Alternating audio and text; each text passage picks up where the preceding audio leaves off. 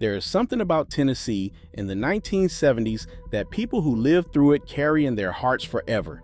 The sound of country music on the radio, the smell of barbecue smoke drifting through summer air, the sense that this place held on to traditions while the rest of America was changing.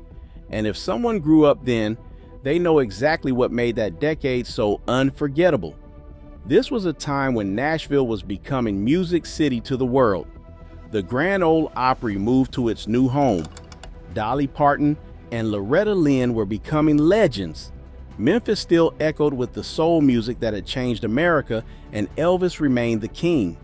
This was the decade that gave us Opryland, college football Saturdays that stopped everything, church on Sunday mornings, and a way of life that moved at its own unhurried pace. The turbulence of the 1960s was settling. Tennessee was navigating integration and change while holding tight to the values that defined Southern life. Living in Tennessee meant being part of a place where family, faith, and community still came first. Let's walk through what daily life actually felt like during that remarkable decade. Some of this might bring back memories. Some of it might explain why Tennesseans are so fiercely proud of home. Let's step into that world. Homes in Tennessee in the 1970s reflected both the national trends and something distinctly Southern. Ranch houses and brick homes spread through the suburbs of Nashville, Memphis, Knoxville, and Chattanooga. These houses had front porches where families actually sat. Neighbors would wave from their yards.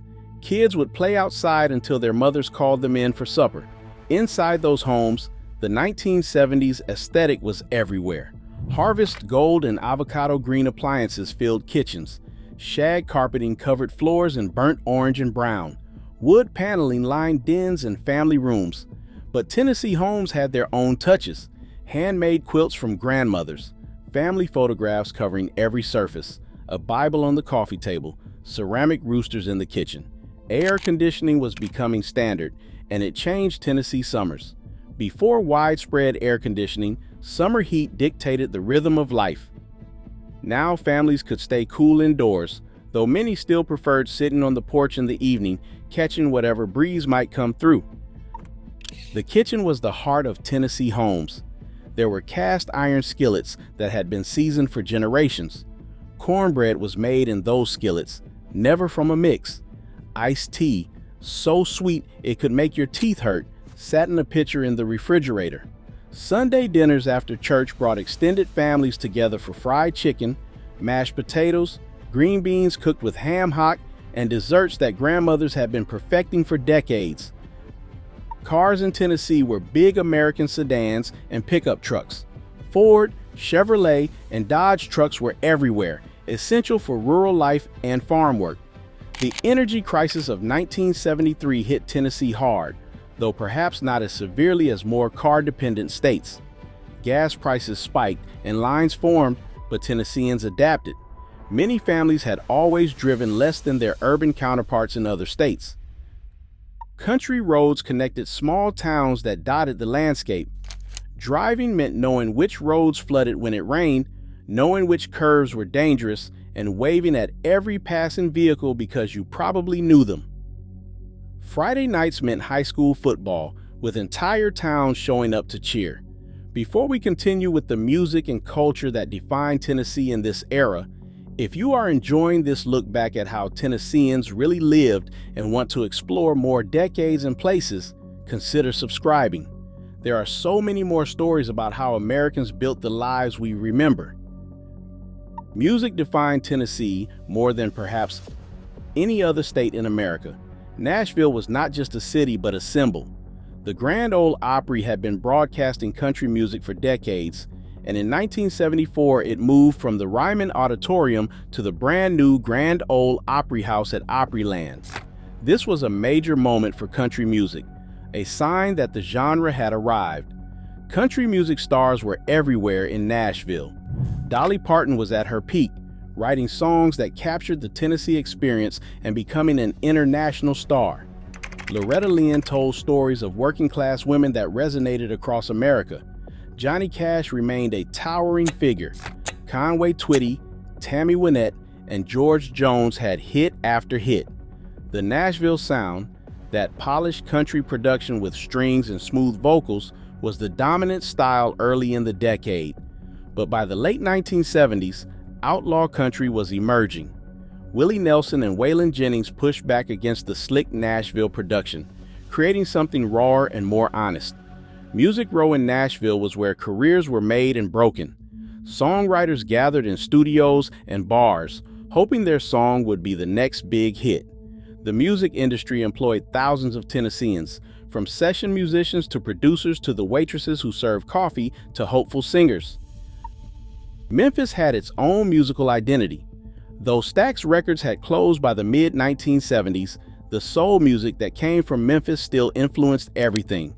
Beale Street was struggling in the 1970s, not yet revitalized, but the musical heritage was undeniable. Elvis Presley remained Memphis royalty, even as his best years were behind him. When he died in 1977, Memphis mourned as if it had lost family. Church was central to Tennessee life in a way that is hard to overstate. Sunday mornings meant getting dressed in your best clothes and going to services. Baptist churches dominated, but Methodist, Presbyterian, and Church of Christ congregations filled every community. Wednesday night services, Sunday school, vacation Bible school in the summers, church potlucks, and revivals structured the calendar. Faith was not separate from daily life but woven through everything. Prayers before meals, Bible verses memorized by children, and a moral framework that everyone understood, even if not everyone followed it perfectly. The church was also the social center, where communities gathered, where young people met future spouses, and where families celebrated and mourned together. College football was a religion of another kind. The University of Tennessee Volunteers in Knoxville drew passionate fans from across the state. Neyland Stadium on Saturday afternoons was packed with over 80,000 fans wearing orange. The Vol Navy would fill the Tennessee River with boats. Rocky Top became an unofficial state anthem after its release in 1967, and by the 1970s, everyone knew every word. Vanderbilt in Nashville had its own following. The rivalry games mattered intensely. High school football on Friday nights was nearly as important in small towns, with communities gathering to watch their boys play. Shopping in Tennessee meant different things depending on where you lived. Cities had department stores like Kastner Knott and Harvey's. Malls were appearing, changing how people shopped. Hickory Hollow Mall opened in Nashville in 1978 and drew crowds from across Middle Tennessee. General stores in small towns were often family-owned for generations. They sold everything from groceries to hardware. The owner knew your family, your credit, your preferences. Piggly Wiggly and Kroger were expanding, bringing modern grocery shopping, but many Tennesseans still preferred the personal touch of smaller stores. Food in Tennessee was serious business. Barbecue varied by region. Memphis was famous for its ribs and pulled pork. Nashville had its own style. Arguments about the best barbecue could get heated. Meat and 3 restaurants served lunch to working people, with cafeteria-style service offering fried chicken, catfish, pork chops, and vegetables that had simmered all morning. The 1970s brought challenges to Tennessee. The economy struggled with inflation, like everywhere else. Manufacturing jobs that had drawn rural Tennesseans to cities were beginning to face pressure. The textile industry was already showing signs of the decline that would accelerate in coming decades. Tobacco farming, once a reliable income, was becoming more difficult. But Tennessee also had strengths, and tourism was starting to grow. The Tennessee Valley Authority, known as TVA, provided cheap electricity. Oak Ridge remained important for federal employment. Tourism expanded as Gatlinburg and Pigeon Forge began to develop as destinations near the Great Smoky Mountains. What defined Tennessee in the 1970s was continuity in a changing America. While other parts of the country seemed to be transforming rapidly, Tennessee held on to its character. Family ties remained strong. Communities stayed connected. Music told the stories of ordinary people. Faith provided meaning and structure. The decade had its tensions. The aftermath of the civil rights era was still being navigated. Urban and rural Tennessee sometimes felt like different worlds. Economic uncertainty affected families across the state. But for those who lived in Tennessee during the 1970s, It was a time of front porch evenings, Sunday dinners with extended family, country music on the radio, and communities where everyone knew your name. The pace was slower, the connections deeper, and Tennessee felt like a place that understood what really mattered. For those with memories of this remarkable era in the volunteer state, there is always more history to explore.